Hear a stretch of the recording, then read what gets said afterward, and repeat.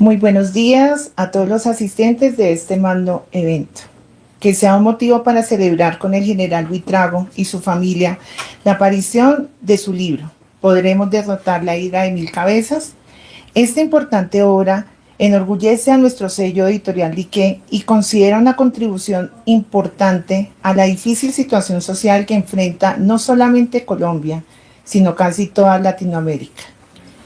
El general Buitrago tiene autoridad moral y académica para escribir sobre este tema. Su vasta experiencia profesional y sus inquietudes permanentes le permiten hablar perfectamente como un gran conocedor del complicado tema de la ilegalidad y el crimen organizado en América Latina.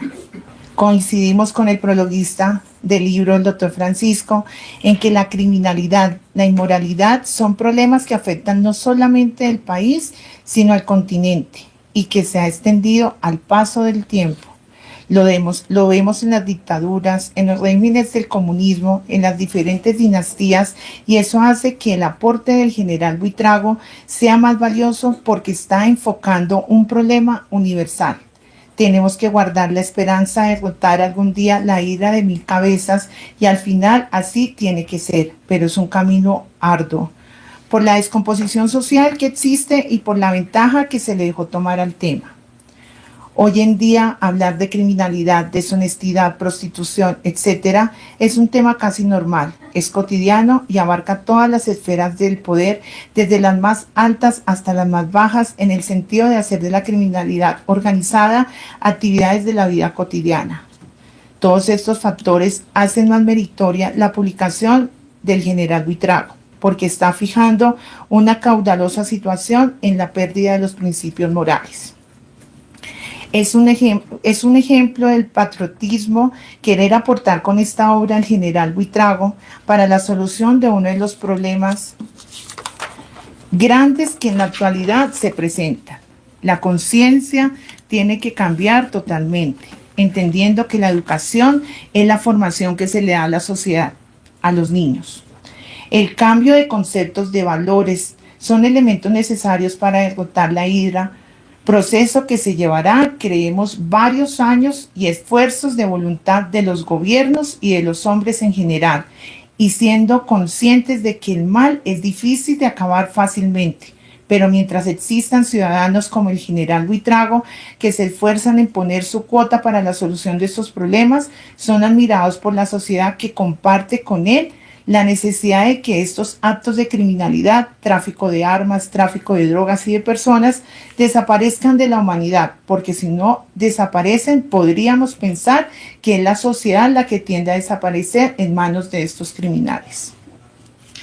Queremos felicitar muy sinceramente al general Buitrago por este esfuerzo desinteresado y admirable que hizo para lograr ayudar por lo menos en la solución de este problema que en vez de mermar está aumentando considerablemente día tras día. El general pasará a la historia con este libro porque es un libro nacido de convicción cierta, que no es posible continuar como vamos, que si la hidra de mil cabezas y de más de mil cabezas no se extermina, el futuro de la humanidad es oscuro y sombrío, porque no se puede convivir con unos estados anárquicos que con sociedades delincuenciales es imposible de acabar. Esperamos que esta obra no sea la única del general Buitrago y estamos a la espera de sus nuevos aportes, pequeñas cuotas que seguramente ayudan a solucionar este mal, pero que hacen que haya una reconciliación con la esperanza. Cuando existen hombres como él que creen en la sociedad, en la vida legal y en los estados de derecho, cual en este momento estemos lejos, pero se comenzó, y que con esta obra se abrirán muchas puertas de inquietud para los gobiernos y la sociedad en general, que necesariamente tienen que meditar sobre este mal que nos agobia. O matamos la hidra de mil cabezas o el futuro es incierto y violento. Aprovecho la oportunidad para agradecer a nuestros ilustres doctor Francisco, prologuista, a nuestro ilustre doctor Víctor, quien presenta el exordio de esta importante obra. Mil gracias.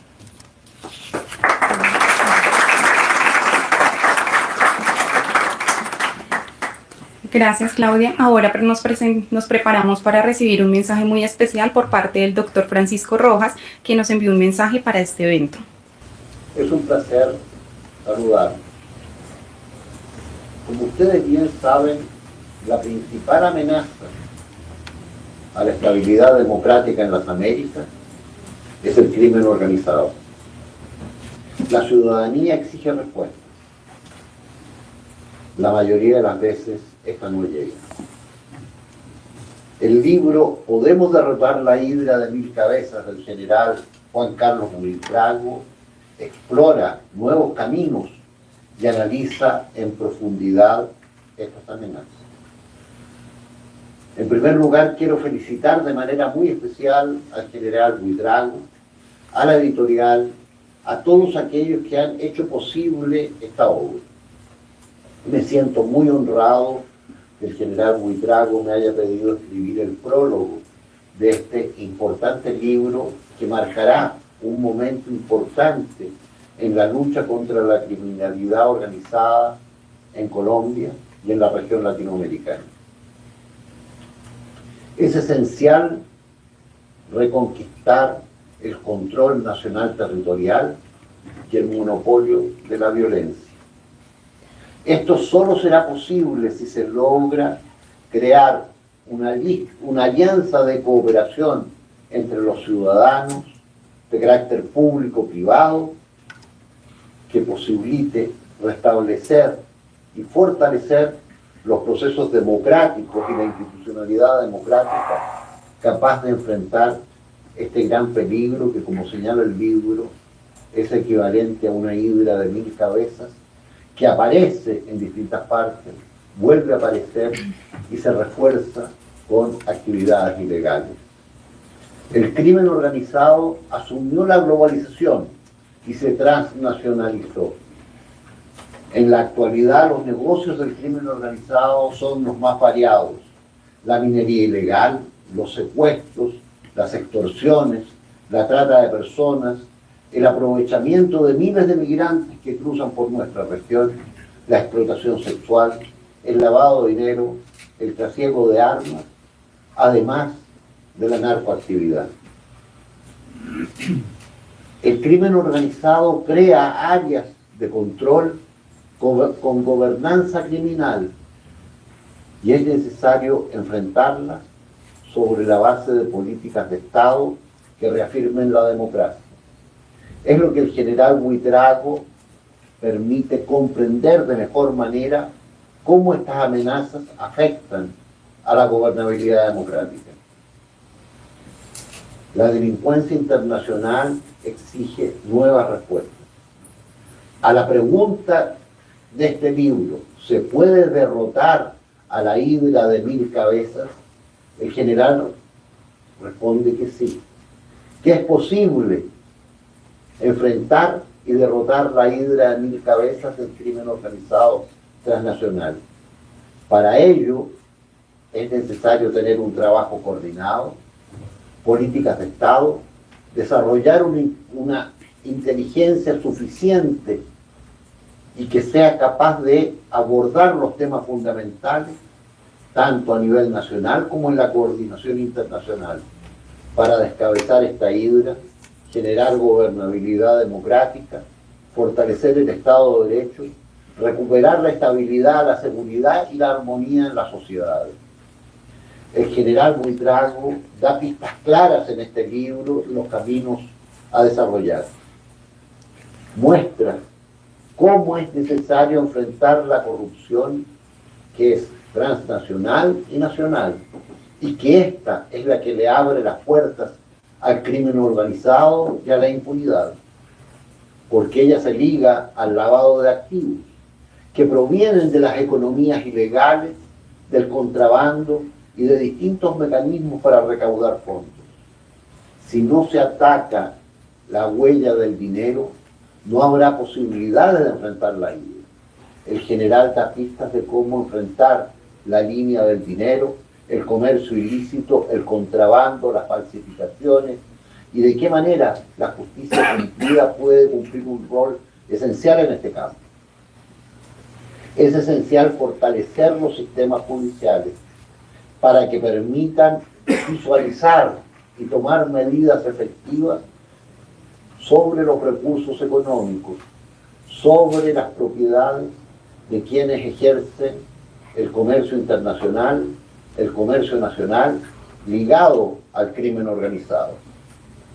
Construir y reconstruir la confianza en las instituciones es fundamental.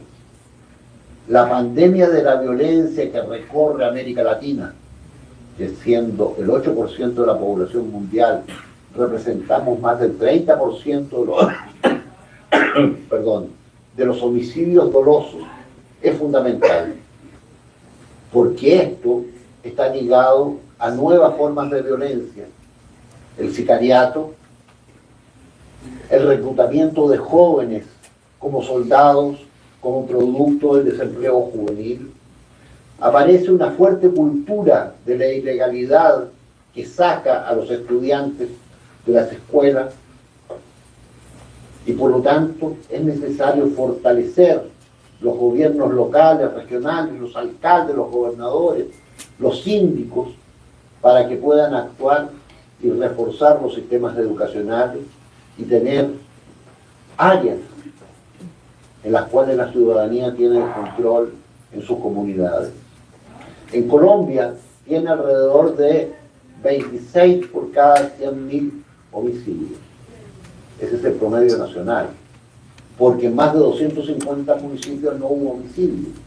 En cambio, en otros debe haber una cifra, pero muchísimo, muchísimo más alta. Es necesario recobrar la experiencia de estos municipios, recobrar cómo lograron mantener esas cifras que se expresan en los no homicidios en estos 250 lugares. Eso significa que allí se logró el control territorial y recuperar el monopolio de la violencia de una manera esencial. Y por lo tanto, este libro realiza un significativo aporte al desarrollo de nuevos mapas conceptuales, capaces de analizar en profundidad el fenómeno complejo que es la criminalidad organizada, las economías ilícitas, las economías criminales, con miradas transdisciplinarias.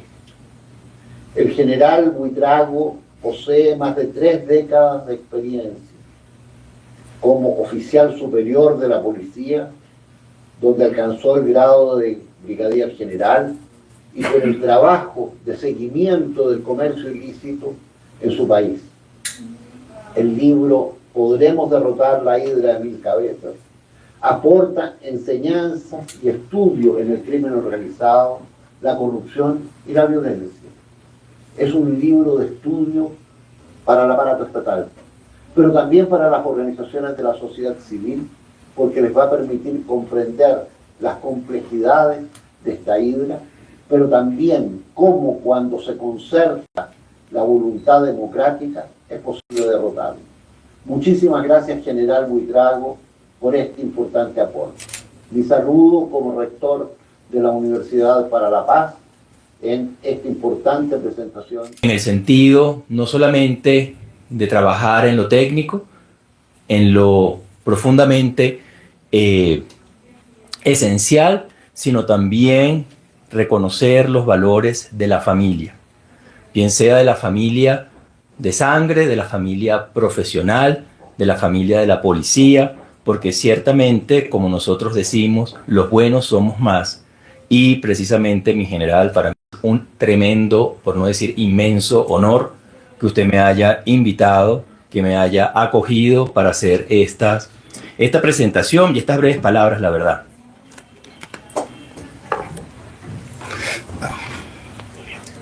Quiero mostrarles a todos este material. Este material que ustedes ven acá es el trabajo de origen del libro Podremos derrotar la hidra de 1000 cabezas.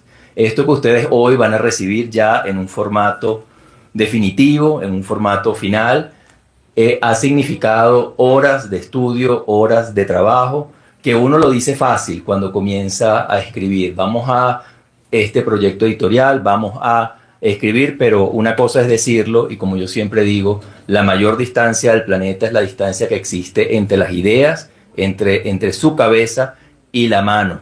Esa distancia es extraordinariamente larga, y en ese sentido, cuando alguien se atreve, como lo ha hecho mi general, a acortar la distancia y hacer que se materialice de un manuscrito a un libro escrito, es absolutamente extraordinario. Entonces, muchas felicidades, muchas felicitaciones por acortar esas distancias.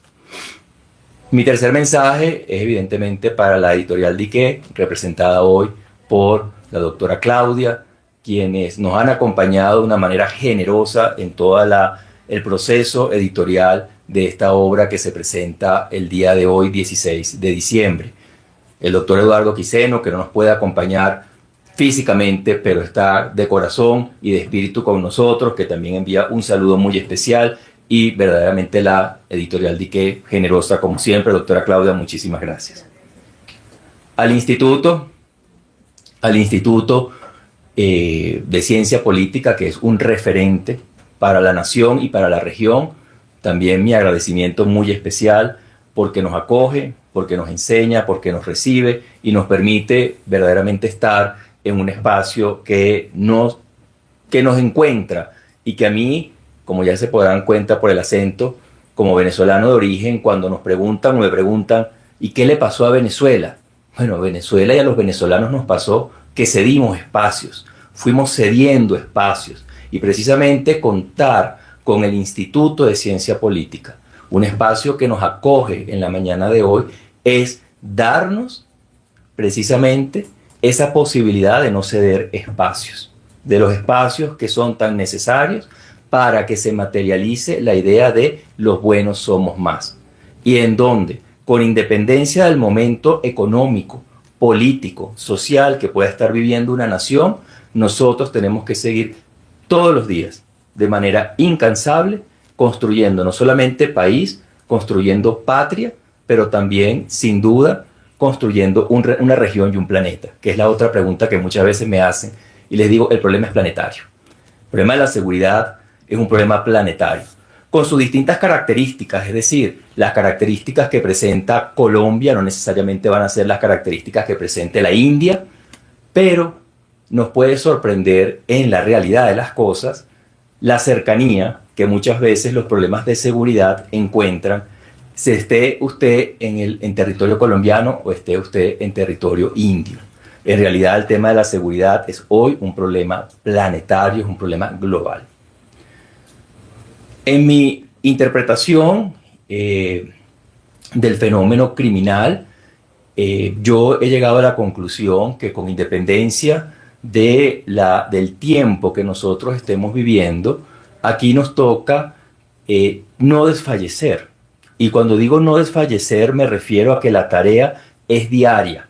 Y la tarea diaria se conecta con la capacitación, con la educación, con los entrenamientos, con la formulación de políticas públicas efectivas, con la regulación que tiene que atender los problemas que las agencias de la ley y el orden y los oficiales que están en el campo de batalla puedan tener un respaldo del Estado de Derecho y de la democracia. Entonces, allí en realidad la tarea es diaria, y para que sea eficiente tiene que ser permanente.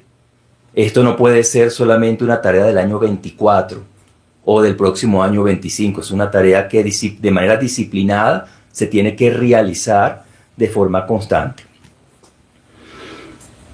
El libro que se presenta hoy, Podremos derrotar la hidra de 1000 cabezas, si me lo permite mi general, una de las cosas que más me gusta de la obra, y estoy seguro que ustedes lo van a poder disfrutar así, es la forma en la que está escrita.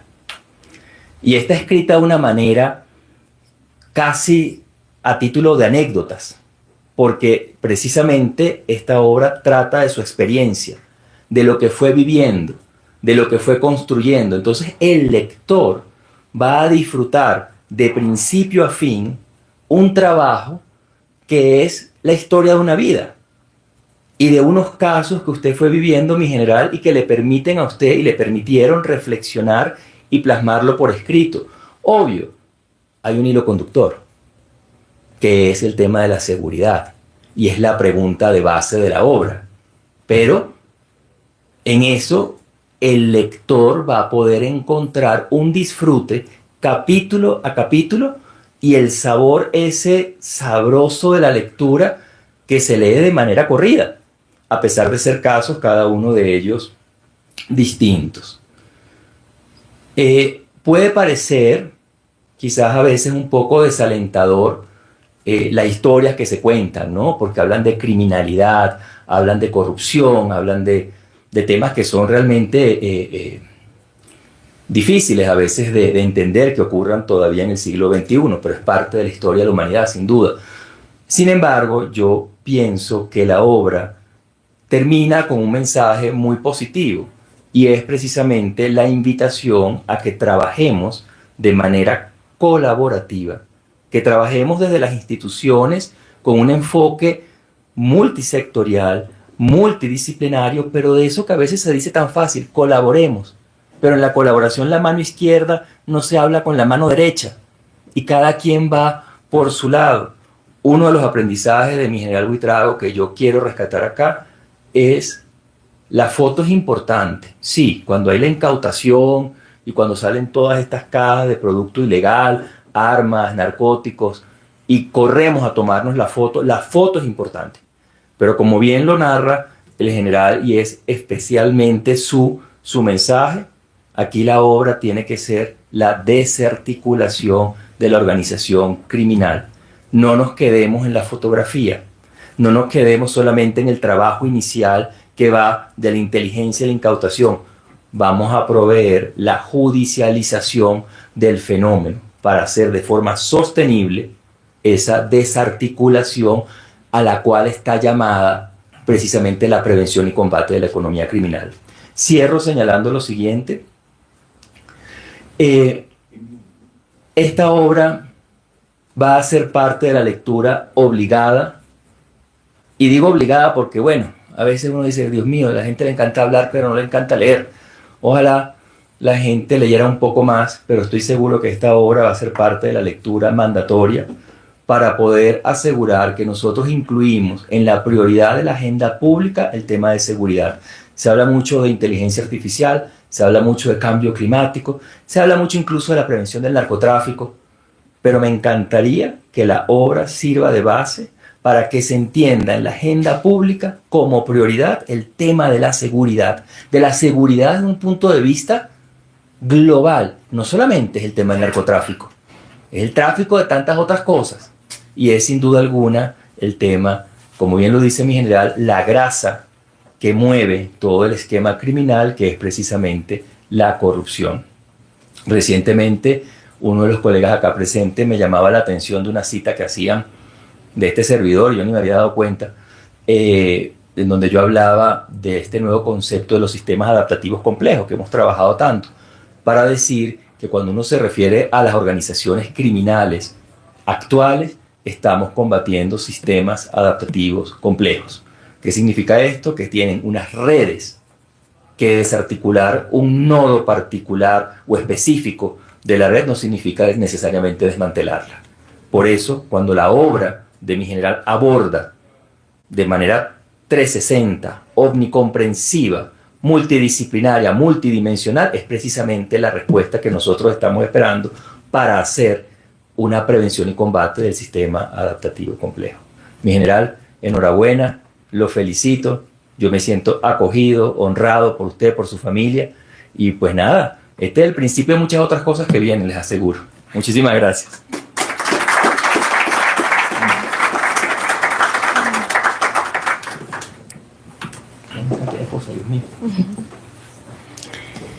Ahora invitamos al doctor Gabriel Echavarría Obregón, presidente del Consejo Directivo del Instituto de Ciencia Política.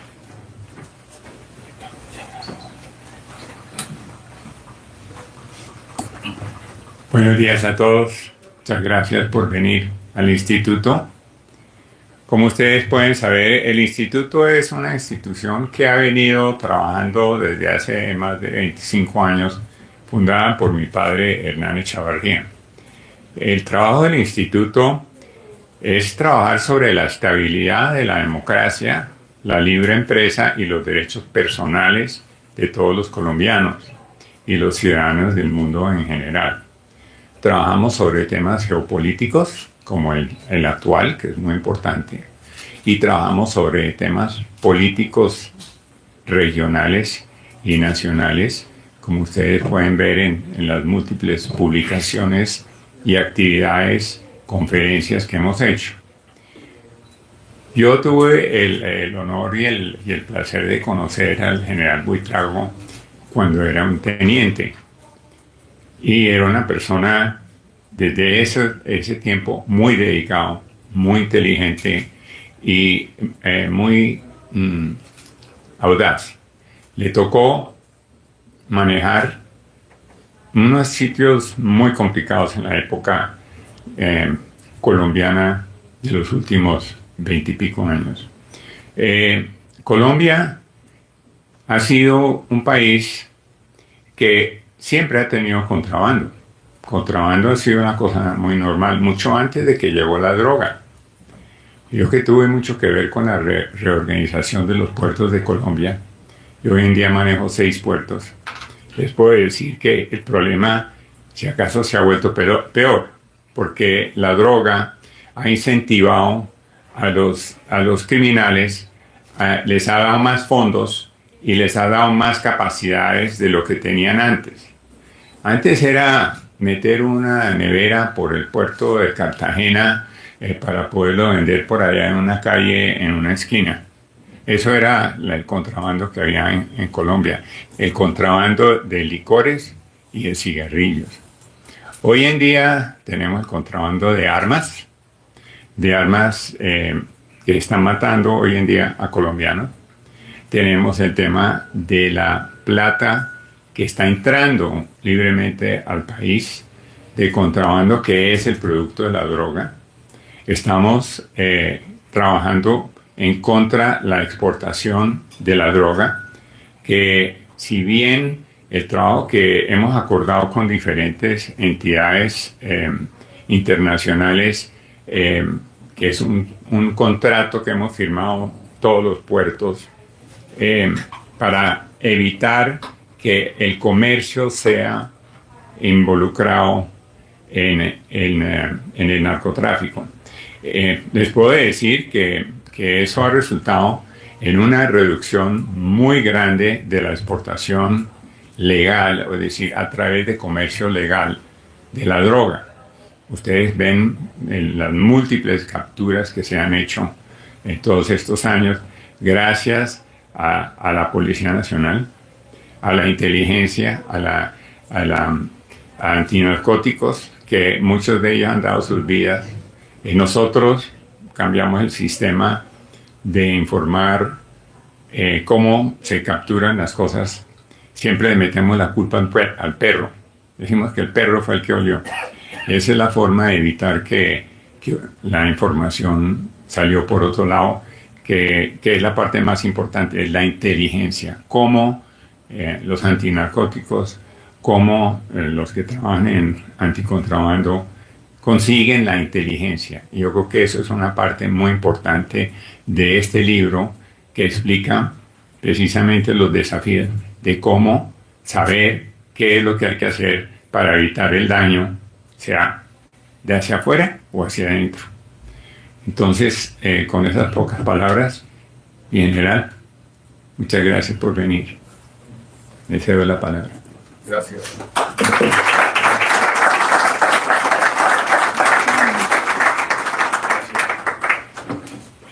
Continuando con la agenda del día, damos inicio al conversatorio con Darcy Quinn, periodista de la FM, y el general Juan Carlos Buitrago, quienes analizarán los temas centrales del libro. ¿Dónde me da? Siéntate.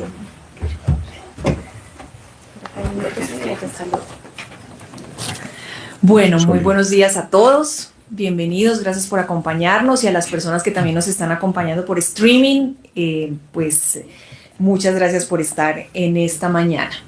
El general y yo también, tengo que decir, también nos conocemos hace muchos años, y si no fuera testigo de su rectitud a lo largo de estas décadas de trabajo, pues seguramente no estaría aquí acompañándolo en el lanzamiento de este libro, como lo hice también en el anterior, Los principios no se negocian. Lo hicimos en plena pandemia, virtualmente. Entonces, este es el segundo libro del general que, claro, el doble, ¿no? 400 páginas me metió en este libro, pero está bien, vale la pena y a todos se los recomiendo. Como es natural y como, digamos, mi esencia es periodista y periodística, yo en el libro empiezo a encontrar esas cositas que no sabía. Esas Desde que no sean revelaciones. los secretos de Darcy Quinn. No, no son secretos porque usted los dice en su libro, pero yo sí quiero como irlos sacando adelante y porque no lo sabía y quiero pues empezar por todos esos temas periodísticos. Por ejemplo, veo que usted también fue convocado para volver al servicio activo, es decir, como hicieron con el general Salamanca, que hoy es el director de la policía, a usted también se le acercaron para activarlo nuevamente en la policía y estar en alguna de esos lugares de control, sino mismo en la dirección de la policía. ¿Por qué decidió no hacerlo? ¿Por qué decidió no aceptar volver al servicio activo, general? Claro, Darcy siempre consultó que los secretos de Darcy Quinn, pero sí, yo planteo allí, en las palabras del autor, cuento un poco esa anécdota de cuando al comienzo del actual gobierno fui convocado a unas reuniones en donde me consultaron si quería integrar una terna para ser el nuevo director de la Policía Nacional en el marco del actual gobierno. Fueron unas 3 reuniones y mis respuestas fueron categóricas en 2 sentidos. La primera de ellas, que lo pensaría después de una reunión con el presidente Petro, en el propósito de conocer exactamente cuál era el rumbo, cuál era su política de gobierno y tratar de desentrañar el verdadero interés hacia la Policía Nacional. ¿Qué quería hacer Petro con la Policía Nacional? Y el segundo aspecto estaba basado en el hecho de que habían profundas diferencias ideológicas y con los planteamientos que ha hecho el gobierno actual en el marco del pacto histórico sobre su concepto de país, sobre la seguridad humana aplicada a la seguridad nacional y a la seguridad del Estado y sobre la erradicación de otras formas de criminalidad y de violencia que, como les explico a lo largo de varios capítulos en el libro, requieren sin duda alguna de carácter, de firmeza, de mano dura, del restablecimiento del ejercicio de autoridad, sin que esto no signifique que haya espacio para el diálogo, para la negociación.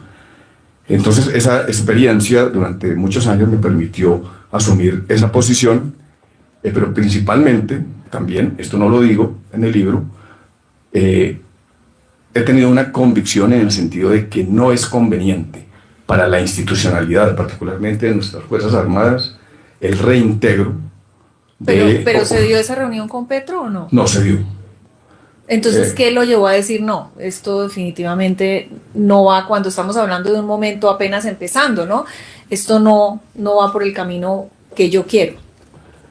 Claro, fueron básicamente las primeras señales y decisiones de gobierno que indicaban de que efectivamente ese no era el camino. Luego hubo una reunión con el ministro de Defensa, quien me pidió una cita en su despacho. Estuvimos allí conversando sobre varios temas y allí quedaron expresadas algunas de mis diferencias en el sentido de, por ejemplo, el paso de la Policía Nacional a un ministerio, el Ministerio del Interior o de la Paz o el Ministerio de Seguridad Ciudadana, y allí dejé claro frente al ministro cuál era mi posición al respecto. Entonces, esas señales, mientras se daban esas aproximaciones por parte de algunos emisarios del presidente Gustavo Petro, me llevaron a concluir de que no, ¿De qué era mejor no? la opción. El general Salamanca se aceptó. ¿Cómo ha visto el papel de él al frente de la policía? No, con él también he conversado y creo que mi general Salamanca ha hecho un esfuerzo preponderante por mantener la institucionalidad, la gobernabilidad institucional. Ha recuperado un aspecto importante en la policía, que es el humanismo, y ha estado, como lo he dicho también abiertamente, entre las cuerdas en diferentes posiciones que no le generan comodidad cuando se trata de avanzar en la conducción estratégica de nuestra policía. Sin embargo, creo que ha habido, porque lo planteo igualmente en el libro, unos resultados importantes, estratégicos, que le han permitido a la policía avanzar y mantener este proceso de legitimidad.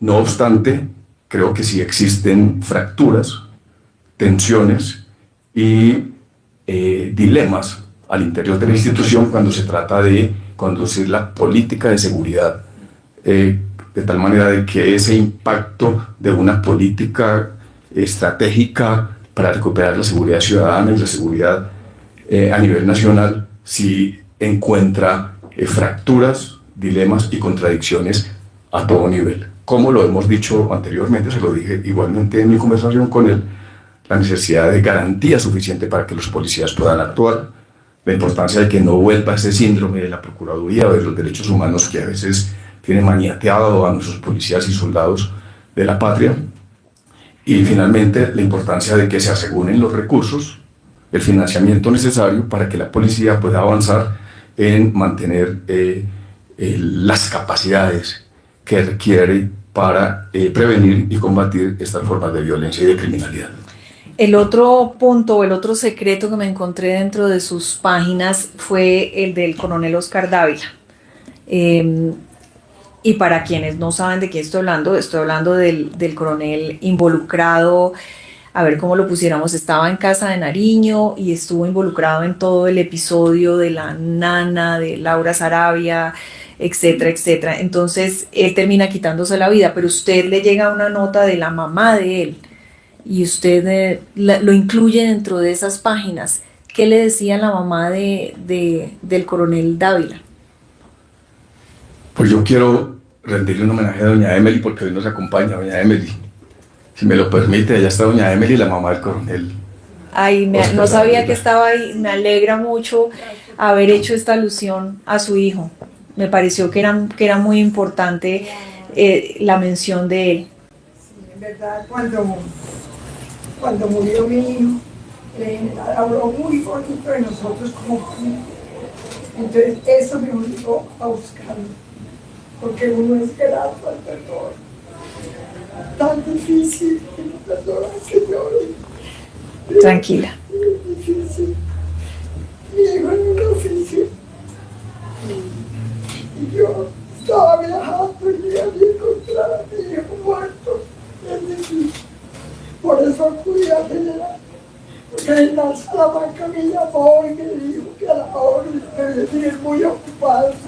Y yo me dediqué a buscar al general Buitrago. Escribía que él fue parte de mi luto, del duelo que estoy llevando.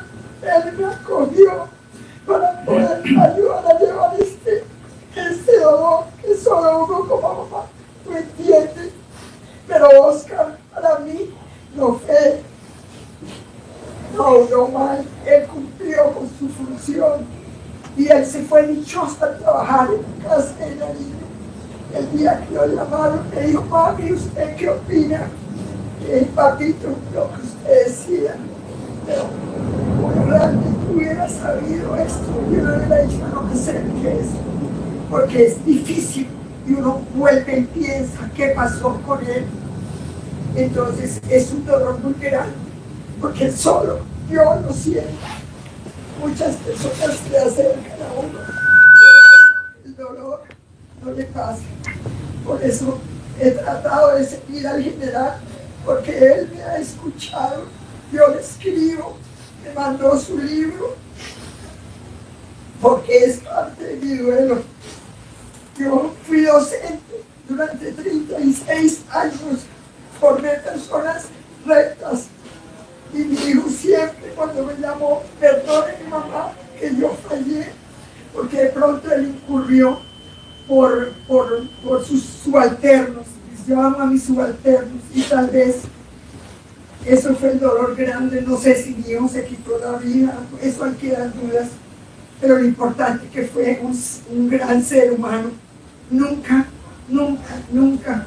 decir que cometió cosas ilícitas, ilegales dentro de la institución, porque yo como educadora los formé para eso, para que fueran buenos seres humanos.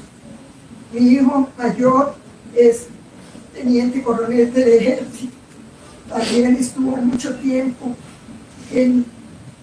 como se dice, en el monte, combatiendo y sacando a su país adelante. Y otra hija, también docente, universitaria. Hoy se me gradúa una nieta en medicina en la Universidad Militar. Y eso, todo, hasta el día que él murió me decía, mami, eso, la chiquinitina que no estudie tanto, me decía, pero volvía y me decía, ella va a hacer lo que mi mamá quiso de nosotros. Y realmente me siento orgullosa de haber formado grandes seres humanos. Y de pronto, no sé, yo venía hoy charlando con el conductor y decía, no, mi coronel debía estar vivo, pero bueno, son las circunstancias de la vida. Y hay que salir adelante y hay que librar a este país de esta hidra, como decimos, un personaje no sé si será metafórico o mitológico, pero cada vez se reproduce más. Sí, más. señor. Pero eso toca desde los hogares. Yo pienso del hogar, cuando uno corrige que esto no es así, no acabaremos con esa hidra. Y me siento orgullosa de haber leído el libro del general, y con gusto vine hoy, porque yo vivo en los Llanos Orientales, pero dije, voy a estar al lanzamiento del libro, y yo soy de propósitos, y a mí lo que me propongo lo hago. Y felicitaciones, general, por esta obra que está haciendo en el país, porque digo, esto es transnacional y como dijeron allá, es planetario, la corrupción. Pero muy poquitas personas de la institución se arriesgan a hacer esto, y bien que no haya aceptado usted estar en este gobierno. Hay muchas dificultades. Es mejor seguir con su familia y seguir adelante y tratar de hacer de Colombia un país maravilloso, como dijo el señor expositor de Venezuela. ¿Por qué? Porque fuimos dejando espacios. Esos espacios son los que nos van llevando a que nos ganen, y lo que ha sucedido con Venezuela es un ejemplo. Entonces, muchas gracias, no quería exponer, me sentí triste. Vea, yo no sabía que usted estaba acá y le juro que esto es absolutamente espontáneo, porque yo digo... Voy a ir porque estoy así, me voy. Pues qué bueno. No me importa, porque ellos son cortos pero yo sí no, y el dolor lo lleva a uno a exponer esto de darse. Yo siempre también la he visto en televisión, estoy atenta a lo que sucede en el país, porque como digo, formé muchas personas a nivel nacional, tengo muchos alumnos. Ayer falleció una hermana mía en el hospital militar, también educadora, falleció ayer de cáncer, también por eso vine hoy, tantas cosas, y al grado de mi nieta como médico. Pues una tristeza y una felicidad de todas maneras al mismo tiempo, y bueno, como dicen, ¿cómo es? Dios ahorca, pero, como aprieta pero no ahorca. Así que adelante, y muchas gracias por acompañarnos y por sus palabras. Muchas gracias, doña Emily, por acompañarnos. Bueno, yo creo que este punto ya queda. Ahora sí entremos en materia y en el libro, La Hidra de Lerna.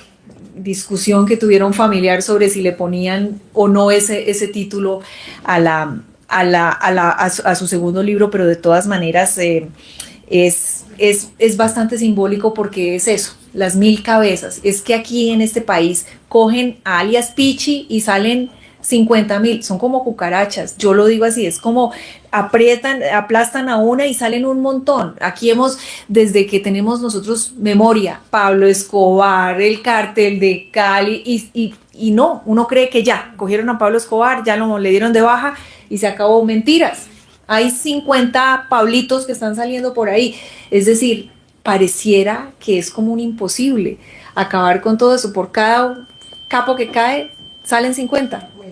Y precisamente ese es el sentido principal del libro, tratando de representar lo que la hidra representa, la vitalidad y la proliferación del mal.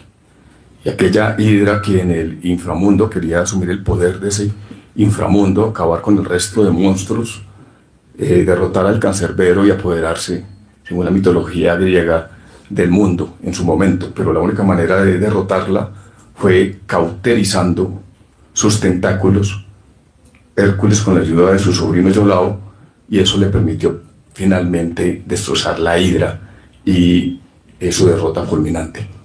Esa representación que hacemos allí con la Hidra de 1000 cabezas es básicamente esos problemas que permanentemente se están regenerando, lo decía doña Emily, lo hemos dicho aquí, y en algún momento, precisamente resultado de esa reflexión sobre por qué ese círculo inacabable de corrupción, criminalidad y violencia, de qué manera podríamos representar ese problema que en Latinoamérica y el Caribe esos fenómenos superviven, se reproducen, se regeneran y nos mantienen permanentemente en lo que podríamos llamar el foso de la desesperación, de la angustia.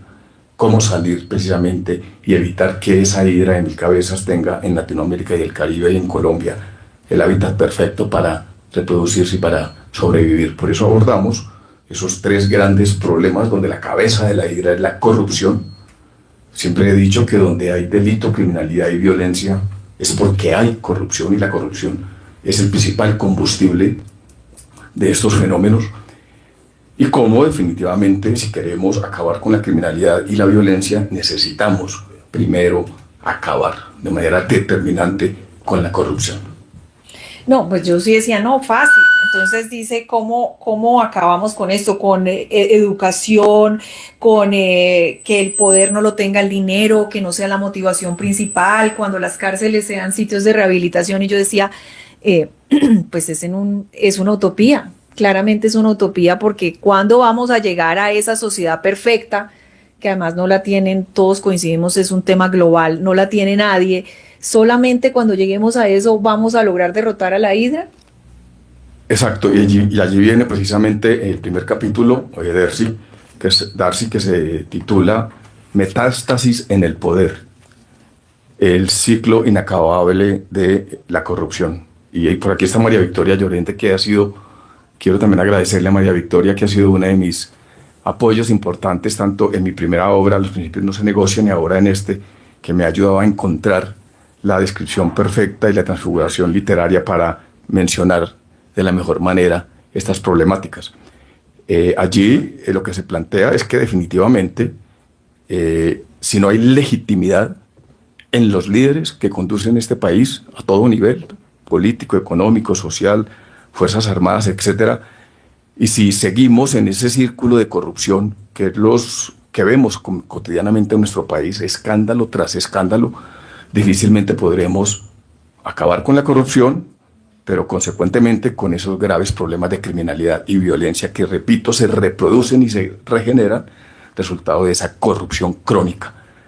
Los grupos al margen de la ley, los grupos terroristas, guerrilleros y narcotraficantes, etcétera, hoy han visto que con un gobierno ilegítimo, que con un gobierno que está básicamente empañado por escándalo tras escándalo, difícilmente puede concretar una salida. Y lo han dicho los cabecillas en sus diferentes redes sociales. Entonces, ahí le hago un paréntesis, y es el tema de los valores. Es que lo que más preocupa y sorprende es que lo que toda la vida hemos crecido pensando que era malo, ahora es bueno. Y lo que supuestamente es bueno era malo. Entonces, es decir, esa crisis de valores de que se premia al que destruyó, al que hizo bloqueos, al que pudo haber tenido algo que ver en matar policías, y a esas personas se les premian con cargos o con subsidios, etcétera, y las personas que han hecho lo que supuestamente es correcto a lo largo de su vida, pues están en la mala, o buscando una salida, o yéndose del país, buscando una salida por fuera. Exacto, son malos referentes. Por eso en mi primera obra, Los principios no se negocian, y con el propósito de crear una fundación con el mismo nombre, buscamos precisamente exaltar, reconocer, promover y apoyar a aquellas personas que han sido víctimas, como nuestro coronel Oscar Dávila, o aquellas personas que han sido ejemplo, porque han escalado cargos, han sido exitosos y han alcanzado sus expectativas sin negociar sus principios, ni en el éxito ni en la adversidad. Pero también se busca apoyar a aquellas personas que han sido víctimas y que de alguna manera sus familias o ellos mismos sufren precisamente porque no han negociado sus principios y al contrario han sido o han terminado en la cárcel, han perdido su vida o han sido estigmatizados y rezagados. Aquí, básicamente en ese punto, Darcy, tenemos varios planteamientos en el sentido de que tenemos una sociedad imperfecta donde a veces los códigos del tramposo, el ventajoso, el regateador, el avivato o esa malicia indígena mal interpretada nace desde casa, donde se genera una especie de carrera o de competencia por quién tiene la mejor casa, el primer carro, el mejor teléfono, etcétera, y desde casa comienzan a generarse esos antivalores que después terminan generando unos problemas y que deterioran seriamente a nuestra sociedad. Aquí planteo algunos de los casos, por ejemplo, de cómo los jóvenes que llegan a veces a las instituciones armadas, llegan muchos de ellos con valores muy importantes desde hogar, pero las mismas circunstancias en las que se desenvuelven en sus fuerzas armadas, el hecho de estar cerca, combatiendo e involucrados con estos grupos al margen de la ley, lo llevan a desviar sus valores y sus principios. Y termino indicando allí de que es definitivamente un mal referente. No podemos exaltar ni enaltecer a quienes, o tampoco podemos normalizar a quienes de manera evidente, inclusive resultado de investigaciones ya terminadas, han estado involucrados en actos al margen de la ley.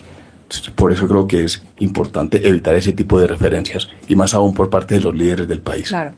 General, usted dice que gran parte de la criminalidad, del aumento de la criminalidad, esa criminalidad incluso y delincuencia posmoderna, que usted la llama así, tiene que ver con las fallas nuestras, las fallas de nuestra inteligencia, la falta de estrategia de nuestra propia policía y de nuestras fuerzas militares. ¿Por qué no profundizamos en eso? Sí, el segundo capítulo... estamos fallando. Así es, el segundo y el tercero se titulan La espiral interminable de criminalidad y de violencia, y el tercero, los problemas de gobernanza y de gobernabilidad, donde no todo es responsabilidad de la policía ni de nuestra fuerza pública. Precisamente porque la fragilidad institucional es uno de los factores preponderantes que conllevan a que haya corrupción, criminalidad y violencia. Así lo describimos en el libro que recientemente publicamos sobre economías criminales, enfoques multidimensionales. La falta de capacidad institucional se plantea allí en estos dos capítulos y hablamos un poco de la inteligencia, que la mencionó Gabriel ahora, donde la inteligencia y la investigación criminal sin duda alguna es la llave maestra para combatir la corrupción, la criminalidad y la violencia. Pero hemos visto cómo prácticamente se está acabando con la inteligencia en el país. Hemos visto, hay unos 3 artículos en donde criticamos de manera muy constructiva, como son cada uno de los escritos que allí tenemos, y se presentan algunas propuestas de solución de cómo de manera irresponsable se designan personas cuestionadas sin conocimiento y sin experiencia al frente de los servicios de inteligencia. Estoy hablando básicamente de la Agencia Nacional de Estado, que los hechos nos lo han demostrado. Este artículo precisamente se escribió hace más o menos un año, año y medio. Los hechos nos han demostrado de que están desviando, desdibujando y tergiversando la esencia y la naturaleza de la inteligencia. Pero sobre todo están saliendo muchos de los oficiales que habían seguido el camino del conocimiento y que ahora cuando era su oportunidad salen y queda gente sin experiencia. Está desmantelada. Prácticamente sí. La Agencia Nacional de Inteligencia, la inteligencia de Estado está desmantelada y está desdibujada, está desorientada. No está cumpliendo la esencia, la naturaleza, los fines y los objetivos que le corresponde a un servicio de inteligencia de Estado. No ocurre lo mismo con la inteligencia de las fuerzas militares y de la Policía Nacional. Soy testigo de que allí se conservan oficiales, funcionarios que han sido formados en la inteligencia, que siguen allí cumpliendo su misión, pero están también enfrentados a unas contradicciones que son las que hemos mencionado desde el comienzo, donde se envían unas señales públicas por parte de los gobernantes, mientras ellos tienen la responsabilidad de cumplir con la Constitución y la ley, con otras responsabilidades, que es la de atacar de manera frontal cualquier manifestación de crimen, de violencia y de corrupción, pero sin embargo se encuentran con dilemas, maniatados y a veces con falta de garantías para cumplir con su Por función. ejemplo, hablemos de Pegasus, ese tema tan coyuntural que finalmente no sabemos qué pasa, pero lo triste de todo esto es que se cuestiona que la inteligencia militar o que en Colombia haya un software que debería ser usado para la lucha contra, o sea, que sería buenísimo que lo tuviéramos, si lo tuvimos o no lo tuvimos, si está aquí allá, porque finalmente de eso no se tiene una certeza, pero pues que se cuestione que tuviéramos un software de esos que es tan importante para la lucha contra la criminalidad, ¿o no? Es invasivo, pero bueno, pues... Sí, el problema no es Pegasus realmente, tú lo acabas de decir.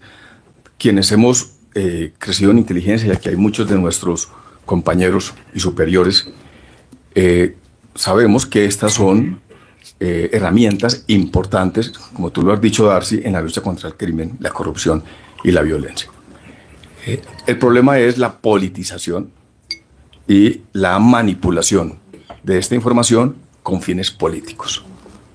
Entonces, cuando de manera irresponsable se dice públicamente de que se ha adquirido una herramienta para perseguir a la oposición, creo que hay un acto irresponsable por parte de nuestros líderes en la medida en que estas decisiones y estos anuncios deberían de obedecer a la justicia y no a anuncios con fines políticos y sin los suficientes fundamentos. Por eso insisto en que el problema no es Pegasus. Claro que sí deben revisarse el procedimiento de adquisición y de trazabilidad de uso de la información que haya resultado a partir de la adquisición de esta herramienta o de la compra de la información, como suele ocurrir en los organismos de inteligencia y de seguridad del Estado. Pero repito, la trascendencia se genera es a partir de los intereses políticos que lamentablemente nos hemos acostumbrado a que se cuestione o se trate de empañar lo que han hecho los organismos de inteligencia y de seguridad del Estado a lo largo de su carrera, utilizando mensajes e intereses políticos del momento. Y creo que eso ocurrió, precisamente lo he dicho de manera repetitiva, cuando trató de desmantelarse nuestra fuerza pública con la salida de cerca de 65 generales y altos mandos experimentados, con suficiente conocimiento y con suficientes éxitos en la lucha contra el narcotráfico y el terrorismo, que fue lo que nos dejó en un estado de liderazgo dentro de nuestra fuerza pública de manera notoria y significativa. Sí, uno siempre se pregunta para dónde va el general con estos libros, con lo que dice ahí. Uno siempre empieza a pensar, ¿será que tiene unos intereses políticos? ¿Será que aquí tendremos un futuro candidato? Pero cuando lo leo me convenzo de que no, porque usted constantemente dice que la política es lo que es como daña todo, es decir, es un cáncer, contamina todo. Entonces, en ese momento digo yo, no es por el tema político. ¿Para dónde va el general con estos libros y con este tipo de conciencia que quiere despertar alrededor del crimen organizado? Sí, Darcy, sí, aquí yo lo manifiesto en el libro. Prefiero mantener la dignidad y mi investidura de general respetado y no de político desprestigiado. Entonces, por eso aquí he tenido a varios de mis amigos y compañeros y realmente ha habido como 3 o 4 escenarios en los que me han invitado a ser parte de campañas políticas. Siempre he expresado mi disposición de apoyar, pero de manera programática y en temas de contenido, y tampoco en alguna oportunidad me ofrecieron asumir la Secretaría de Seguridad de Bogotá, tampoco, sí, no. También decliné frente a esa opción, pero voy hacia la necesidad se lo dije a mi hijo y lo planteo en el libro cuando me acompañó a recibir el premio de la Corporación de Excelencia de la Justicia a raíz de la columna titulada ¿Podremos destruir o derrotar la hidra de Lerna?, que fue la que me motivó principalmente a desarrollar el libro. La importancia de que todos sigamos contribuyendo. Independientemente de que estemos activos o retirados, creo que hoy tenemos la posibilidad de utilizar esa independencia para opinar, para aprovechar el conocimiento que adquirimos de manera responsable y la experiencia que vivimos de manera responsable, levantando la voz, levantando el tono, colocando la problemática, digamos, sobre frente a la sociedad en general, pero siempre siendo contributivos, siendo siempre propositivos, y es lo que hace cada uno de nuestros acápites. Cada uno de nuestros acápites coloca con suficiente carácter los problemas que vivimos en unas coyunturas en los últimos 4 años, pero también hay hojas de ruta, también hay salidas. Por ejemplo, lo hemos hablado en la lucha contra la corrupción, una Secretaría de Transparencia que no funciona, unos referendos con fines electorales, totalmente politizadas las propuestas para atacar la corrupción, el SAR anticorrupción en la cárcel, el cartel de la toga, Odebrecht, etc. Entonces, frente a todas esas problemáticas, se develan, se colocan de relieve, pero también se plantea la importancia de colocar soluciones. Y voy hacia allá, en seguir contribuyendo. La fundación, los valores no se negocian. No se negocian. Estaba esperando que me la planteara, pero entonces, ¿cómo es esta idea de la fundación? Porque es que no quiero que este diálogo termine sin que usted nos hable de esa idea. Eso hace parte precisamente del deseo de seguir contribuyendo. Como lo mencioné en un comienzo, el libro Los principios no se negocian se convirtió básicamente en un bestseller.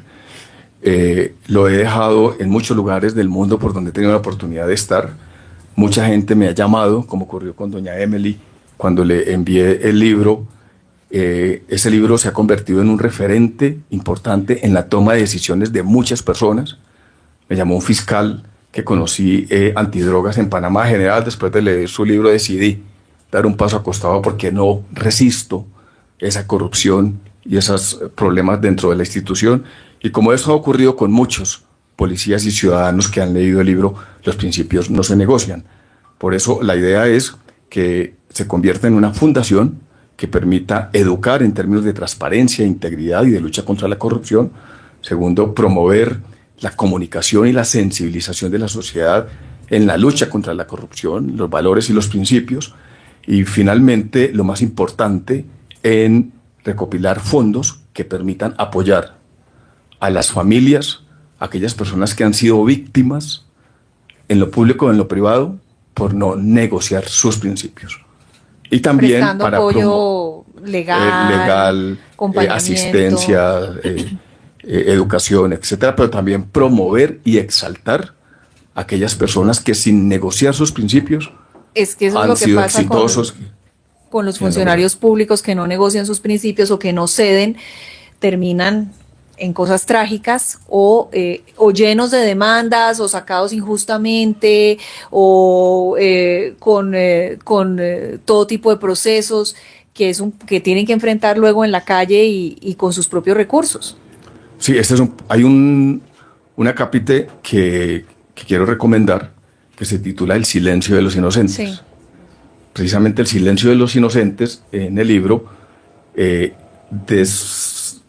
trata de meterse un poco en las entrañas de lo que están viviendo esas personas que están dentro de las instituciones y que están viviendo prácticamente un momento de agonía, de desesperación, que podrían encontrarse a veces inclusive a puertas del suicidio o a puertas de...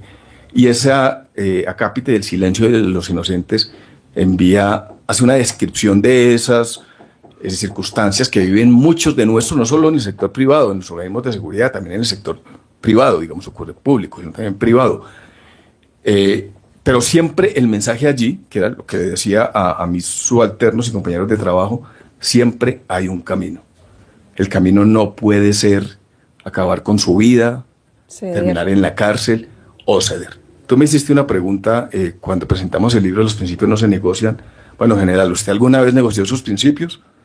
Yo nunca esperé esa pregunta, pero la respondí con la autenticidad que trato de hacerlo. Y recuerdo que te dije, nunca los he negociado, pero sí he tenido que callar. Sí. Y sí he tenido que ser tolerante. ¿Por qué? Porque en unas etapas de su vida usted tiene muchas cosas por perder y hay intereses superiores que se sobreponen. Disciplina militar, por supuesto. Pero el mensaje es que cuando ya tú eres general, no puedes amarrarte a la silla, negociar sus principios, entregar y claudicar por acceder a la Dirección General de la Policía, por acceder a la vicepresidencia o a la presidencia, a costa de toda una institucionalidad, de la misma Constitución y de la ley. que es Bueno. lo que trato de plantear allí. No lo voy a meter en problemas, sino le voy a preguntar a quién le cae el guante, ¿no? En ese tipo No, hay de muchos casos, negociación. Darcy, sí, hay muchos. Sí. Yo lo cuento allí, un jefe alguna vez me dijo, Buitrago, usted es un gran joven, usted es el primer puesto de su curso, tiene toda una carrera por delante, puede ser director de la policía, pero acostúmbrese a que hay que tragarse muchos sapos. Hay que hacer caso. Esa frase yo creo que hay que eliminarla, policial y militar. Uno no puede tragarse unos sapos, es simplemente negociar sus principios o claudicar frente a sus principios para acceder a instancias de poder. Bueno, aquí sí vamos a tener usted y yo unas diferencias, porque yo leía en su libro y le quiero decir que no estoy de acuerdo cuando usted plantea que los medios de comunicación tenemos la culpa de mucho de estos, de engrandecer a estos ídolos del mal, por decirlos así. Entonces pone ejemplos, pone el de Popeye y el mismo Pablo Escobar y que contamos sus historias y las contamos y generamos unos ídolos frente a muchos jóvenes. Y no estoy de acuerdo, ¿por qué? Porque al contrario, en cada una de esas historias a mí me parece que siempre queda la moraleja de que el crimen no paga, y no porque nos lo inventemos nosotros, porque es real. Toda esa gente termina en la cárcel, muerta, tirada en un tejado, sin un peso. A mí me parece que al contrario es muy importante mostrar esas historias, porque a mí me parece que los jóvenes ahí lo que dicen es: el crimen definitivamente no paga, mire cómo terminaron, mire, sí, tuvieron mucho, tuvieron todo lo que quisieron, pero mire cómo vivían, pero mire cómo terminaron. Entonces ahí yo no estoy de acuerdo, general. María Victoria, eso fue parte de nuestra ¿De la discusión? De nuestra discusión, así es. Pero no, ¿quieres decir algo, María Victoria? Dilo, por favor, María Victoria. Muy buenos días para todos ustedes. Hola. Quiero agradecer al general Buitrago, a Patti, a los dos hijos, los que nos dicen unos niños y ahorita ya son unos hombres. Y cuando teníamos la discusión, es que si uno analiza las carátulas de Revista Semana, fueron más de 150 carátulas en las que apareció Pablo Escobar. Entonces, el referente del imaginario colectivo es esa heroización que hay alrededor del mal. Inclusive en Medellín hubo una casa museo, una casa histórica de un familiar de Pablo Escobar que tuvo que ser quitada y erradicada porque todos los turistas nacionales y extranjeros iban allá a hacer la ruta del mal. La pregunta y la contrapregunta que nos hacemos, y que yo estaba dije, ojalá le hagan esa pregunta al general. Y es que estaba que me la respondía yo. Y decía, es que, ¿qué nombre tenemos nosotros de los 500 policías que mandó a matar Pablo Escobar? ¿Quién de nosotros se acuerda de alguno de esos hombres? No nos acordamos. Valdemar Franklin Quintero. Aquí está el hijo, Franklin. Franklin está por acá, mira, aquí está el hijo de nuestro coronel, Ve de que sí nuestro nos general acordamos. Franklin Quintero. Sí. Muchas gracias por acompañarnos, Franklin. Una banalización y una heroización. No tengo nada en contra de Netflix ni de las grandes cadenas, pero hay una apología del delito donde queda un poco esa ganancia, esa banalización, esa heroización del mal. Son dilemas que se tienen que ver, dilemas que tienen que ver también con las audiencias y los grandes ratings, porque generalmente a uno como guionista y escritor le dicen: no, María Victoria, no escribas eso porque el bien no vende. Entre más malosos y más truculentos sean los personajes, tiene mayor audiencia. Y no tiene que ver tanto con los medios de comunicación, sino también con la misma dinámica de cómo se cuentan las historias y cómo hemos aprendido a leerlas y a concebirlas. Bueno, me parece válido, me parece que es una discusión válida.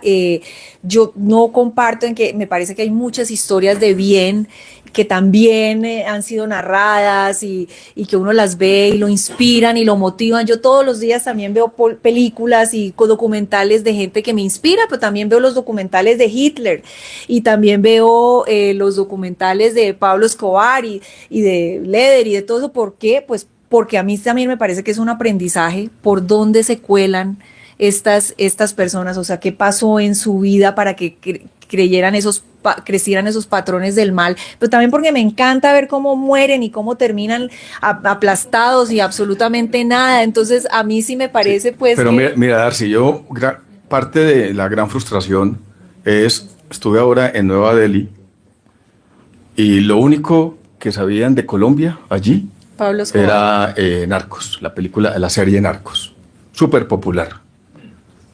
Narcos, ni siquiera sabían dónde quedaba Colombia y estaba en un foro de crimen organizado transnacional. En Miami, las familias latinas se la pasan viendo carreras enteras de las series. El cartel de los sapos. El cartel de los sapos, Sí, Narcos no y ahora Griselda.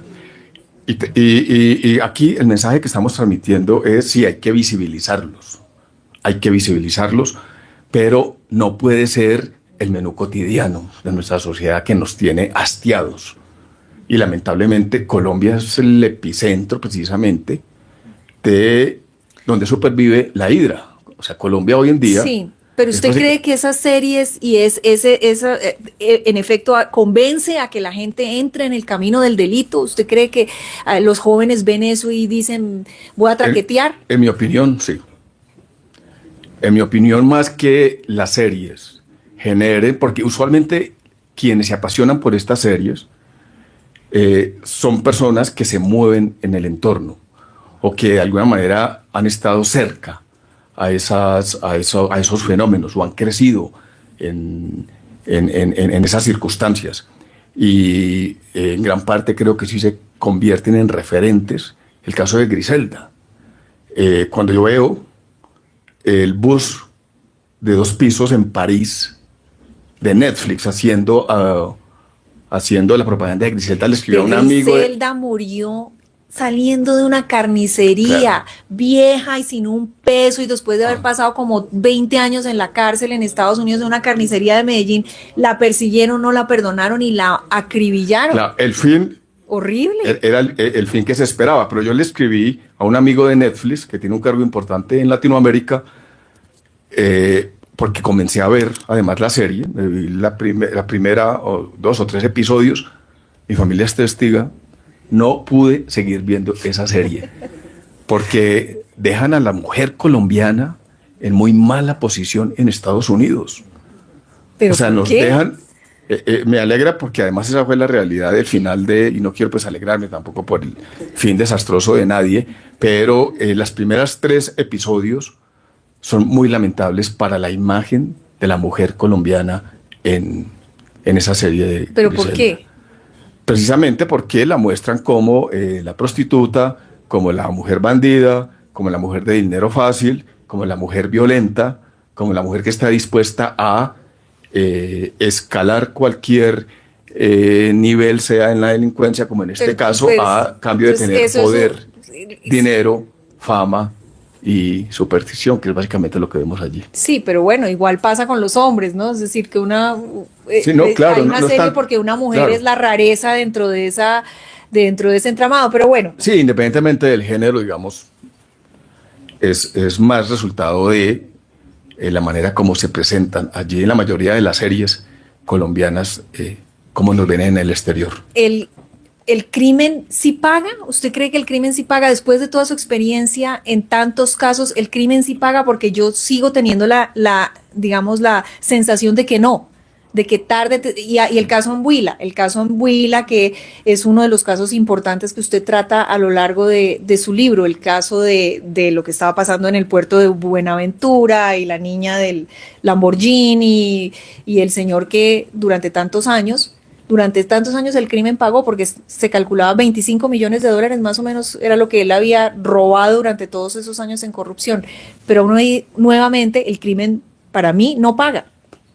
Yo creo que el crimen sí paga cuando hay una sociedad corrupta, violenta, una institucionalidad frágil y cuando hay una criminalidad generalizada. Y lo estamos viendo hoy en el Urabá. Hoy es más rentable para un joven integrar el Clan del Golfo. Le están ofreciendo $5 millones mensuales al joven que se quiera, allá del campo, vincular al Clan del Golfo.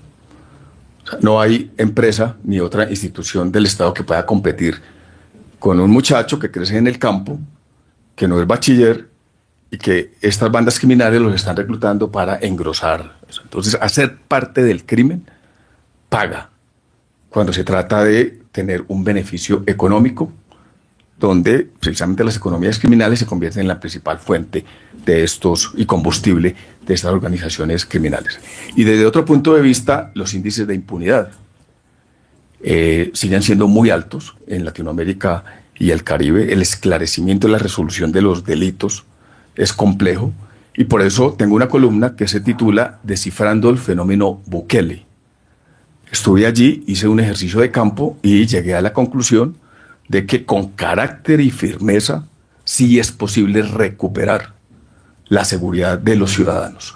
Y allí lo estamos viendo, el resultado de muchas estrategias, independientemente de los cuestionamientos que puedan haber en temas de derechos humanos, en los problemas que se registren por algunas detenciones arbitrarias, etcétera. Pero en términos generales coincido y creo que fenómenos como el de Bukele, por las estrategias y los procedimientos que conocí estando allí, están dando resultado precisamente para que el crimen no pague y para que este miembro de la Mara que comete un asesinato pueda ser capturado de manera inmediata, resultado de una estrategia de seguridad rápida, efectiva y responsable. Pero entonces ahí le pregunto, usted y yo nos conocimos en el IMPEC, si no estoy mal, ¿cierto? Y también allá conocí a mi Pati cuando era jefe de prensa. Claro, yo le digo a Pati que nos conocimos en prisión. Nos conocimos y en doña prisión. Marcela, que la acabo de ver y Marcela ahí atrás, Neira Marcela también. Neira. Pero, ¿y por qué lo menciono? Porque entonces, no, pues perfecto, los metemos a todos a una cárcel, pero ¿por cuánto tiempo? Algún día van a tener que salir. Algún día, pues usted, aquí en Colombia no hay cadena perpetua.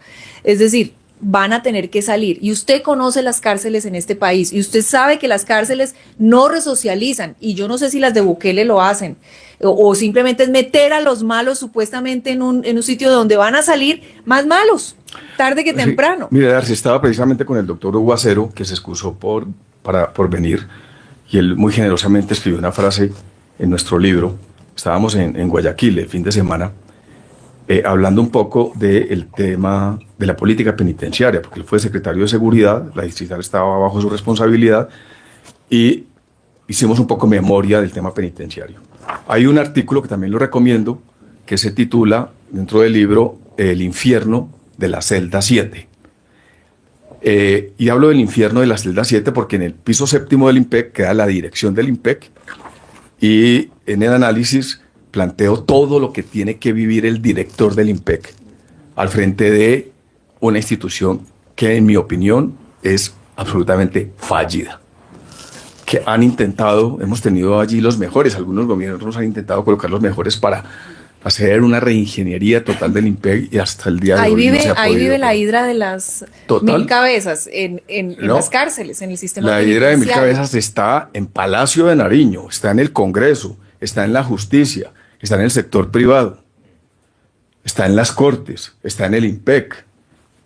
Y tenemos unas hidritas en nuestras instituciones, en las Fuerzas Armadas, porque hay corrupción, hay criminalidad y hay violencia dentro de la institucionalidad.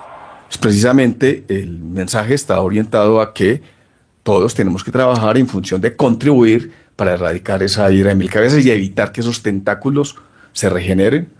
Pero volvamos al tema de Bukele, porque usted lo ve y todos lo vemos como un gran ejemplo, pero es que a mí sí me preocupa esto.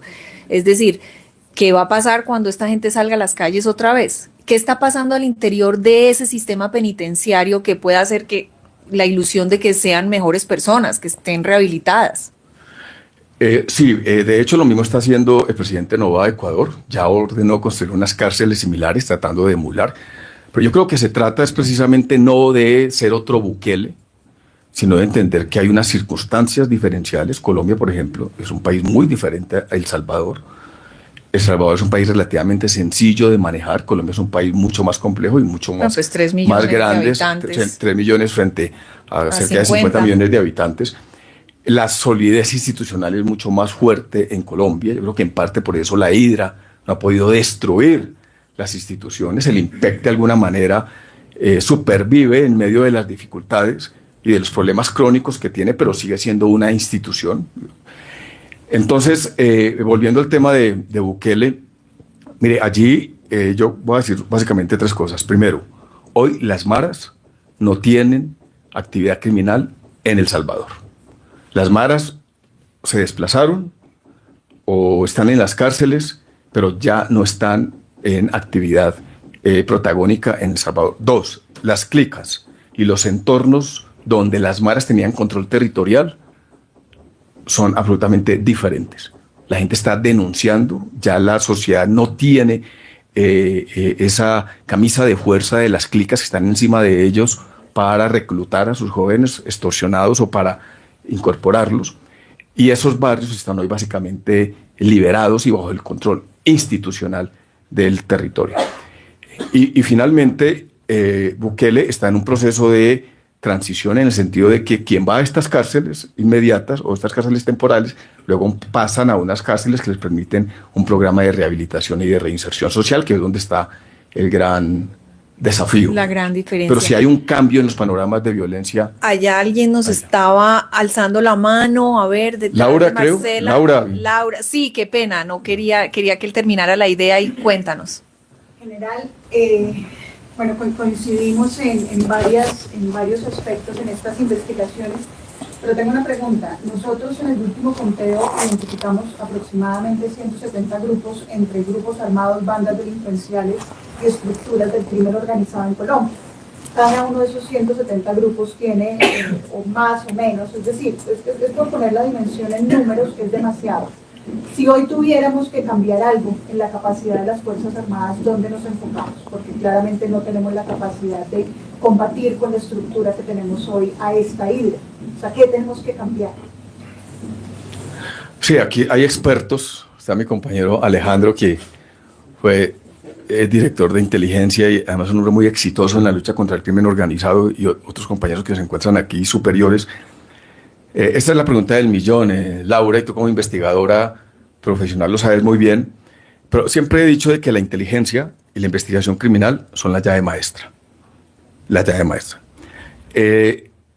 Y hemos ensayado diferentes mecanismos de fusión de la inteligencia y la investigación criminal del Estado de tal manera de que se puedan movilizar recursos en la misma dirección, pero son bandazos que funcionan por temporadas y que, resultado de los relevos en las cabezas de las instituciones, llevan a que estos mecanismos funcionen solamente por determinadas administraciones. No hay una continuidad y una sostenibilidad de estas estrategias que podrían ser. Y yo he dicho claramente, solo con el tema de los cultivos ilícitos. Colombia llegó a tener casi que a puertas de la desaparición de los cultivos ilícitos con 48.000 hectáreas. Estábamos con un general de Ecuador el fin de semana y compartíamos la experiencia de Perú en la erradicación de los cultivos ilícitos, donde también durante 10 años de un trabajo sostenido lograron reducir a mínimos históricos los cultivos ilícitos en Perú, y allí se han mantenido. Colombia hubiera podido perfectamente haber mantenido ese promedio de entre 30.000 y 40.000 hectáreas de cultivos ilícitos si no hubiera, en mi opinión, si no se hubiera negociado y si no se le hubiera entregado a las FARC la suspensión de los cultivos ilícitos, porque creo que fue así en La Habana. Y creo que ese fue uno de los errores determinantes de La Habana que nos tiene hoy precisamente, porque además lo conocimos como testigo de excepción de cómo muchos de los cabecillas de las FARC que salieron a La Habana, yo estuve en ese proceso involucrado, más se demoraban en llegar a La Habana que en querer regresarse porque se les estaban robando su plata, porque estaba perdiendo sus bienes y porque estaba perdiendo el control de la cadena del narcotráfico. Entonces, creo que aquí nos faltó ser más determinantes, mayor carácter en los negociadores, en el sentido de no negociar cuando hablamos del cambio de los valores, yo pienso que empezó mucho ahí, en ese proceso de La Habana, pues cuando se premia a criminales y a gente que habíamos los demonios de tantos años de este país, y empieza uno a verlos ya como ciudadanos de bien en el Congreso, con esquemas de seguridad, cuando empiezan ellos a ser los buenos del paseo y uno ve a los generales allá contra la pared con los falsos positivos. Yo creo que mucho de eso se cambió en ese proceso de paz. ¿Usted lo comparte?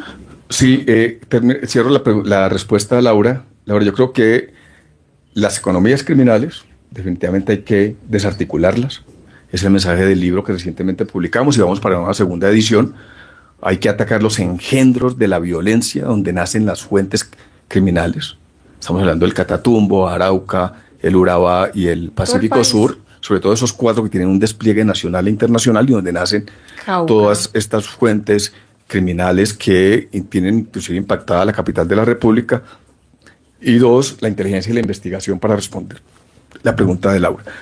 En el libro tengo varios artículos en donde cuestiono la JEP, donde desentraño un poco, bajo el título Fuentes de cal y de arena, las fuentes que utiliza la JEP para identificar, por ejemplo, las víctimas de los falsos positivos, la famosa cifra de 6.402, que nos hemos venido dando cuenta que son más un sofisma. Claro, sí existen víctimas, existieron los falsos positivos, pero aquí se plantaron en una cifra de manera irresponsable y pudimos develar un poco las fuentes que utilizó la JEP para identificar y para tomar sus decisiones, que no ha tomado hasta ahora en estas investigaciones. De hecho, hubo un derecho de petición frente a este artículo que me llevó a dar explicaciones en ese sentido. Pero además, en los computadores de Raúl Reyes, que también dedicó varios acápites, pudimos desentrañar el ADN de las FARC. Hablamos de la FARC política, de cómo finalmente nunca se llevó a buen término ninguna de estas investigaciones. Y también cuestionamos de cómo a 8 años de creada la JEP no ha habido una sola decisión, una sola sentencia contra estos cabecillas de las FARC. Y también me sorprendió el hecho de que a 8 años... Y ahorita que todo de la violencia sexual, la última sentencia. No, y los tenemos pontificando en el Congreso sobre corrupción, pontificando sobre transparencia, integridad, sobre protección de los menores, cuando fueron los principales yugos precisamente de... Pero también me sorprendió haber visto a los 8 años de la negociación de La Habana, escuchar en una entrevista a Timochenko reclamándole a la JEP que hubiera sanción pronta y efectiva. Entonces, yo creo que vale la pena, y allí se dice precisamente en una de estas columnas, ese ejercicio que tiene que hacer la JEP por agilizar las decisiones y que no se vaya a prolongar ni a prorrogar las curules. Ya ahora, a los 8 años, básicamente deben salir del Congreso y que cumplan con las penas como corresponde para aliviar, busquen los votos y para aliviar también a muchas víctimas que hoy se sienten impotentes cuando ven a esta gente pontificando desde sus curules. General, a mí se me quedan un montón de preguntas. Yo no queremos abusar del tiempo de todos ustedes, además porque queremos que lean el libro, tampoco lo podemos agotar aquí absolutamente todo. Hay cantidad de cosas interesantísimas, su preocupación por los jóvenes, el estallido social, el consumo de drogas, la legalización de la marihuana. Esa es otra columna que también recomiendo sobre no la legalización de la marihuana recreativa, perversa. Tenemos diferencias también ahí, no porque yo no consumo, ni más faltaba, pero pues, no, digamos, frente a todo lo que hay, me parece lo menos malo. ¿Tú querías hacer algún...? Muchas gracias. Doctora Diana, bienvenida, muchas gracias. Gracias, general. Bueno, muchísimas gracias por la invitación, general. Realmente ha sido, pues, un honor estar acá. Conocer esta obra y debo reconocer que me he servido durante los años que ejercí como académica, funcionaria pública, del conocimiento y de la experiencia del general Buitrago. Yo tengo una inquietud y es la siguiente. Nosotros debemos cumplir como país miembro de la OCDE una recomendación que es la recomendación de integridad pública, precisamente para atacar temas como la corrupción. Usted lo dice, es la hidra, la cabeza de la hidra. De acuerdo con los indicadores de la OCDE, Colombia está, mejor dicho, tiene el 100% de cumplimiento de uno de los indicadores que tiene que ver con las herramientas herramientas anticorrupción que existen en el país e instituciones. Ese es el indicador digamos, el que mide cómo estamos en estrategias de lucha contra la corrupción. ¿Eso qué significa? Que tenemos fiscalía, incluso fiscalía anticorrupción, procuraduría, Secretaría de Transparencia, instituciones en la rama ejecutiva, tenemos leyes y estatutos anticorrupción, o sea, una cantidad de instituciones. Ese es el marco de integridad. Y seguimos. Exacto. Con unos índices altos, sí. Y dentro de esos mismos indicadores que tiene la OCDE, hay otro que tiene que ver con cómo se aplican y cómo se rinde cuenta sobre la aplicabilidad de esas estrategias anticorrupción que tenemos. Y ahí sí nos rajamos por completo, o sea, mientras en uno sacamos 100, que es toda la cobertura que nosotros tenemos institucional para atacar la corrupción, en el que tiene que ver con la aplicación y rendición de cuentas, estamos en nada. Uno dice, bueno, ¿qué hacemos entonces en una institución? Bueno, es muy positivo estar en la OCDE, por supuesto, pero es parte de lo que plantea el general. ¿Cómo hacer que toda esa estructura de cobertura que tenemos de lucha contra la corrupción pueda tener por lo menos unos indicadores positivos anticorrupción, en términos de resultados? De acuerdo, doctora Diana, y allí en el libro traigo a colación la experiencia de la doctora Marta Lucía Ramírez, donde en algún momento quiso integrar a los organismos técnicos de inteligencia y de investigación y de control del Estado encargados de la lucha contra la corrupción para generar una hoja de ruta común y unos indicadores. Pero se le armó un zafarrancho, digamos, en esa propuesta, que la veía muy positiva, y finalmente no pudo avanzar en ese sentido. Por eso, cuando la lucha contra la corrupción se politiza, como ocurrió con el famoso referéndum, que no llevó a nada, solamente era en campaña preelectoral, pero además con el uso desdibujado y la falta de herramientas de la Secretaría de Transparencia, además de la corrupción campante que hemos visto en la justicia y también en la Fiscalía en materia de lucha contra la corrupción, difícilmente podremos encontrar una salida efectiva que permita la movilización de todos los actores del Estado en la lucha común contra la corrupción. Pero no se trata solo de ser, digamos, pesimistas, sino también de mantener la esperanza y de entender de que ha habido unos esfuerzos de algunas instituciones muy importantes en la lucha contra la corrupción, casos que vivimos nosotros puntualmente, como el caso Ambuila, recuerden, en las aduanas, que fue tan significativo. Pero otros casos, lo menciono en el libro, de cómo la reciente captura de alias Pitufo en Portugal, primero en España pero se fuga, y ahora en Portugal, en abril de este año, de alias El Bendecido y de alias Pacho, los tres más importantes contrabandistas en la historia del país, que comenzaron como narcos de Pablo Escobar en su oportunidad, permitió resultado de una operación muy importante que comenzó en nuestra gestión, al frente de la Policía Fiscal y Aduanera con nuestra Policía Nacional, esos resultados en abril de este año. Y allí se obtuvo información muy relevante que conllevó a otras operaciones para desarticular las redes de corrupción dentro de las aduanas, la policía y la fiscalía, y estamos arrojando resultados importantes en ese sentido, además obteniendo información relevante que permite conocer, como lo dijo Pitufo, es que yo durante 24 años he trabajado con las autoridades policiales, aduaneras y fiscales sin ningún problema. Solamente cuando llegó el general Buitrago comenzamos a tener problemas y por eso hicimos lo que hicimos en su momento. Hoy trataron de hacer ahora lo mismo con el coronel director de la Policía Fiscal y Aduanera.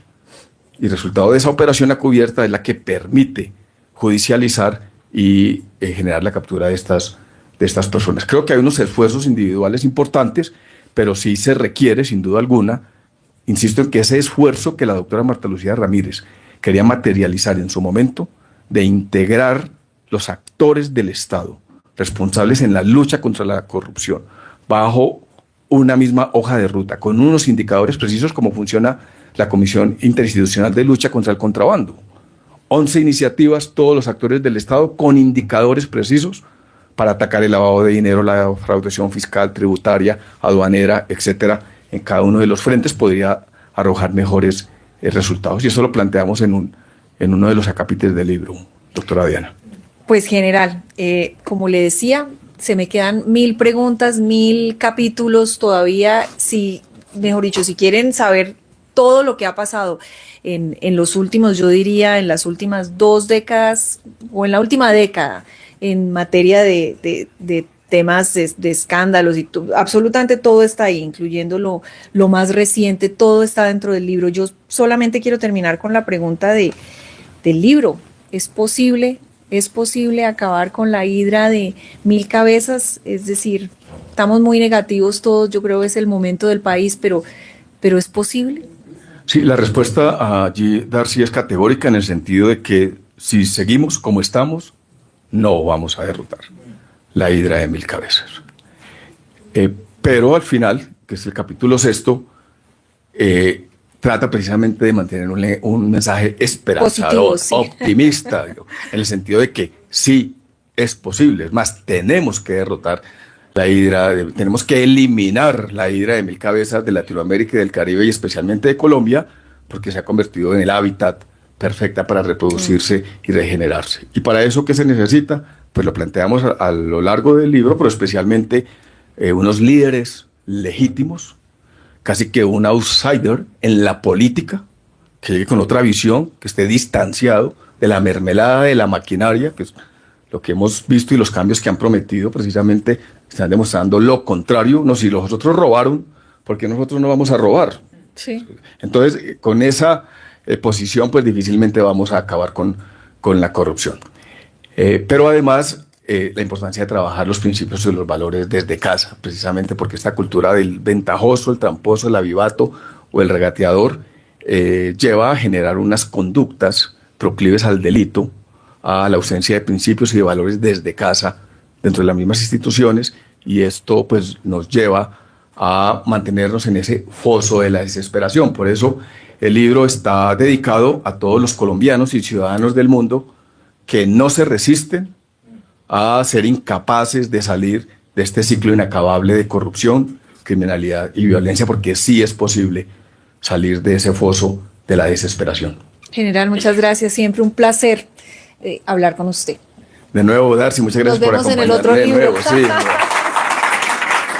Muchas gracias a todos y a los que nos siguen vía streaming. No, muchas gracias. Yo quiero, no he dado el saludo de agradecimiento a Gabriel por acogernos aquí en el Instituto de Ciencia Política, que ha sido una cuna del pensamiento importantísimo, a Editorial Dique, al doctor Eduardo Quiseno, a Claudia y a todo su equipo, una editorial maravillosa con quien he hecho un gran trabajo. Antes de todo eso, a mi familia, a mi maravillosa familia, porque ellos han sido fuente de inspiración.